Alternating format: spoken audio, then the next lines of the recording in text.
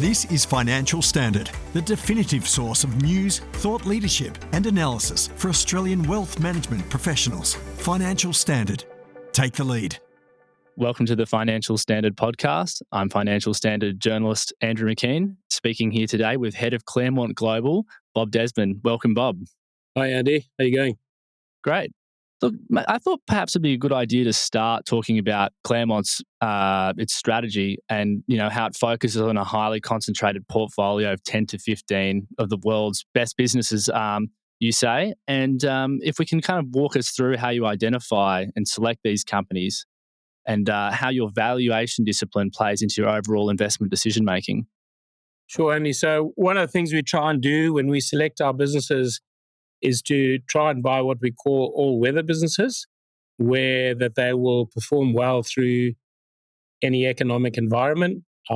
We don't buy businesses based on economic forecasts or commodity forecasts or some drug breakthrough or technological breakthrough. So generally, the businesses that we own will be in stable industry structures, mainly oligopolies. In fact, the average business that we own is over 80 years old. So they've been tested through a lot of different cycles. And then we use the same metrics that most people do in determining quality, which is just a function of organic growth, margin, return on capital, balance sheet strength. And we're not necessarily looking for the world's fastest growing businesses. What we're really looking for are businesses that have highly predictable earning streams and business models that change slowly through time. And ideally through time, that business is getting stronger and the competitive advantage deepening and it's durable over time. Fantastic. I think what you've just said there is a fantastic sort of segue into this market context, and that's that the volatility index recently saw its largest spike since the pandemic. I think it actually had one of the largest one-day increases in history in August. Despite this, it also experienced a really quick retracement as well, returning to calm. But given there's been such extreme market moves and that can intensify challenging conversations between advisors and their clients, what sort of indirect role do you think fund managers play in shaping these discussions, particularly when there's periods of market turbulence or underperformance? Andy, I think you self-select your own clients. For us, we actually, our tagline at Claremont Global is own the world's best businesses. And we do say to clients, there's two key words in there. One is own and the other one is business. We don't trade stocks or trade markets. So if you start to think like a business owner, in the end, what you're interested in is the quality and financial characteristics of the business that you own. And so that would be, as I said, organic revenue growth, margins, capital balance sheet strength, return on invested capital. So that's what we think about. And then valuation, where is the portfolio trading at any one time in terms to valuation? So one of the things we do not speak to our clients about is try and make market forecasts or economic forecasts. And we try and redirect them to thinking about the quality of what they own and the price of what they own. So when the inevitable market gyrations come, we actually say to them, you should think about this as more of an opportunity rather than a risk. The quality of what you own is unchanged. All that's changed is the price. And where we see really attractive prices, we will encourage them to add to their investment. I guess fostering that sort of trust then with the client's really important as well. If you're holding on to these companies and you're an owner of these businesses, not trading, I suppose how important do you think transparency then is in those conversations of clients, and how do you kind of engender a sense of trust between you and the client? No, I think you've touched on something that's hugely important. We try and be as transparent as possible. And again, self-select clients to make sure that we partner with clients that share our long-term investment approach. Obviously, if you want something more exciting or you want to trade markets or try and predict which way share prices are going to move in the short term, then we're probably not the fund for you. So I think the key thing is if you partner with the right people and that they understand your investment process. Our process is a simple one. Buy quality and buy it at the right price and hold it for a long period of time. And then being transparent around valuations. Is this a good time to add capital or not? I think it's really important that clients add capital at the right points in the cycle so that we can get them to that targeted 8 to 12% return. Because if we have the best businesses in the world and you buy them at the wrong price, you're not going to get that targeted return. And then I think also just being as transparent as possible around your mistakes. Where we make mistakes, we will tell clients why, what we've done with that mistake. Have we added to the thing? But more often than not, we will exit a position and recycle that capital into something that we believe in. Yeah, that's how we kind of think about it. Transparency and trust is hugely important, and clear communication.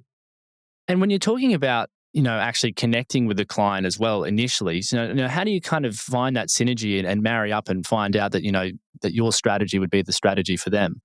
Oh, I think it's quite a distinct strategy. So it's 10 to 15 businesses. So most clients are not comfortable with that. They feel they want more diversification, or we don't believe in that philosophy. So they almost find us. They know what we're about, and it's a small subset of investors that appeals to. They want to be long term. They want to own quality. They want to let good earnings compound over time. And we obviously look for them, but they self-select very quickly. I can tell in discussion with a client or potential client whether we're a good fit or not. We can tell them what we do, and if the first question is, "What do you think the Fed's going to do next week?" then there's a good chance we're not going to be a good fit. But if they want to know about the businesses that we own and why we own them and what their competitive advantage is, then they're probably going to be a much better fit. I think this question extends beyond even your own personal practices, but what do you think best practice is in terms of transparency? What should funds management clients be seeing? I think being very clear about your process so that people understand the process, being very clear around the return expectations up front. So where you believe that you can't get to that targeted 8 to 12% return, be transparent with clients and say, probably there might be a better entry point for you here. Depends on your return expectations. Making sure that they understand that the fund is concentrated. It's 10 to 15 holdings, and there will be periods when we're going to underperform. I often call sometimes underperformance a badge of honor, because you do sometimes have to underperform in the short term to outperform in the long term. If you're staying true to process, we don't try and flip from flower to flower. We have businesses, we know what they're worth. So I think making sure the expectations up front around the process, the valuation, and how the fund's going to perform is the part of a long-term partnership with a client. I would never imply that, you were saying, underperformance can itself be a badge of honor. So I'd never imply that underperformance in itself is a mistake. But I mean, naturally, mistakes do occur, outside of that. You did touch on this a little bit earlier, but, how important do you think it is for fundies to own up to potential mistakes they've made, to their clientele? And what sort of impact do you think that has, again, being open with clients? Does that kind of strengthen relationships? No, I think when I say underperformance is a badge of honor, obviously there's two reasons for underperformance. If you've made mistakes, that's not a badge of honor. That it's more where your style's out of favor and you're sticking to your process. But I think where you make mistakes, you've obviously lost money for clients. You should be as transparent as possible. People want to know why you've made that mistake, and have some expectation that you'll learn from it and hopefully not make it in the future again. We're not arrogant enough to think that we won't make mistakes. It's a part of investing, and at the end of the day, we're evaluating businesses and people. And sometimes we might, get the people part wrong, or the business is losing competitive advantage and we haven't picked up on that, or they've got the wrong strategy. And that happens from time to time. And I think it's good to explain that to clients, and then they know what's happened. And most importantly, that the trust factor and the transparency you mentioned at the beginning is not harmed in any way. In terms of, I mean, and again, you have touched on this a little bit there, but do you think there's a sort of a best practice, or maybe let me rephrase, do you think it's commonplace for what you're saying to transpire across the industry?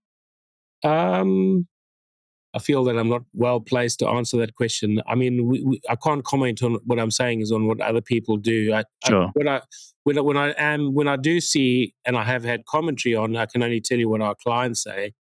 is that they appreciate that because when markets are tough and either you're underperforming or the fund is down, they need to feel that they understand why that's down, and then they have confidence, and then that confidence is relayed to the end client.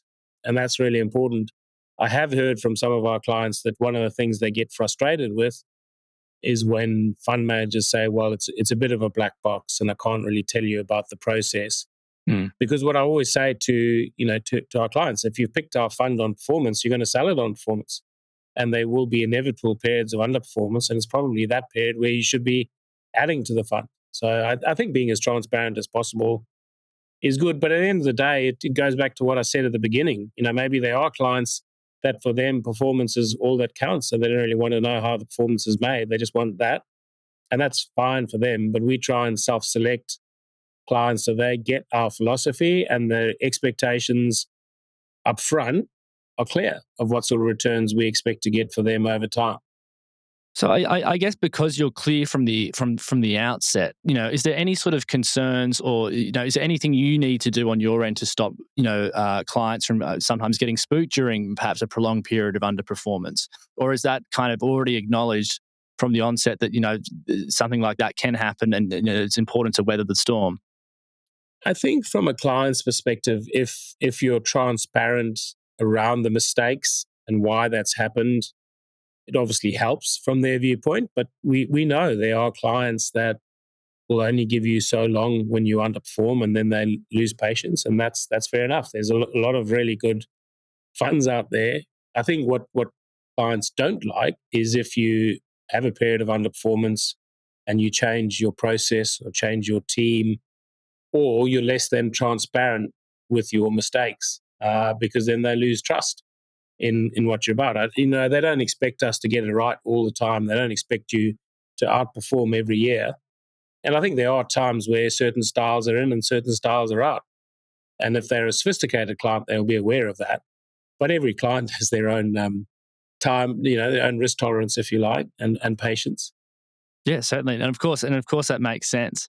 If you'd allow me, I wouldn't mind in closing, just to pivot a little bit, and that's to talk about, what stock or what business you own within your portfolio, perhaps it's exceeded expectations in recent times, or something that you're quite optimistic about looking forward as well.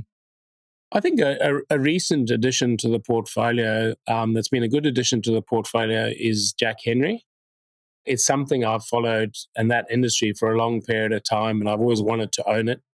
It's a fintech business that does technology for banks in the US, generally with assets less than banks and credit unions with assets less than $1 billion. The US banking system is so fragmented. There's over 5,000 financial institutions. And so obviously if you're one of the smaller banks or credit unions, you want a plug and play solution. You don't have your CTO and have a bespoke solution, write your own solutions and pick best of breed. So what they do is they take care of that, the bulk of it, which is hosted on premise. And that'll be all your core processing, your payments, your digital payments. They have around 300 surround solutions around that. And so that helps them, the bank, focus on what they really want to do, which is look after clients and gather deposits and make loans. Now, the thing I really like about this business is that it is a very unusual combination of being a technology business, but being based in Missouri, in a town of 7,500 people. They have that very strong Midwest service ethos of always putting clients and employees first. And if you do that, in the long term, shareholders will be rewarded. So it's not the biggest well-known company, but it's always traded at quite a high multiple. And we've had to wait patiently. I've been following that for well over a decade, and I've just got my first opportunity to buy. And, it's a 7 or 8% organic growth story, low 20s margins, return on invested capital is 20%. They run without debt, great corporate culture. And we just added that to the portfolio recently this year. So that's a good addition. Low double-digit earnings grower, and we followed it patiently, waited for entry point. Fantastic. Well, Bob, thank you so much for your time on the podcast. Thanks, Andy. Good to chat. Thanks for listening to this Financial Standard podcast. For more information, visit financialstandard.com.au. Please keep in mind that the information discussed in this podcast is general in nature and does not consider personal circumstances. Reliance should not be placed on any content without further independent financial research and advice.